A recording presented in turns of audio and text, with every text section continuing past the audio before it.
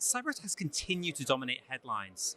What are some of the trends shaping the cybersecurity landscape in 2023? I think every single year there's this flux between going into advanced persistent threats and modern attacks, and also just the basics. I think at the moment people are starting to go back to basics, looking at some of the core issues that have existed for years and starting to plug some of those holes and gaps. In particular, you see ransomware. People have been spending a lot of money on that over the last few years. It's still persistent, and it's still because it's the same old things that people are doing over and over again that's ultimately breaching you. Yeah, some things don't change. Yeah. And one threat on the rise as well is identity-based attacks. How can companies protect themselves against this ever-evolving threat? Well, I think identity is one of these key areas nowadays. Historically, you used to build a big wall, and there's no longer a big wall. It's no longer your data center, it's no longer your data. So identity is really key.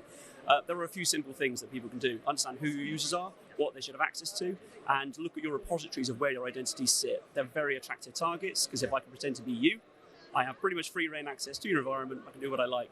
So Active Directory generally is one of those repositories. Making sure you can control that and get visibility is really key. And speaking of Active Directory, obviously it's a prime target, and it's an easy way for attackers an easy way of entry for attackers looking to compromise critical business data and of course individual data as well. How can companies secure it? Visibility. Once you see what's going on, making sure that you're tracking those changes and seeing if they're actually introducing risk or exposure into your environment. If they are, remove them and have a plan. If it is attacked, how do you recover it? How do you get back to a known good state as quickly as physically possible?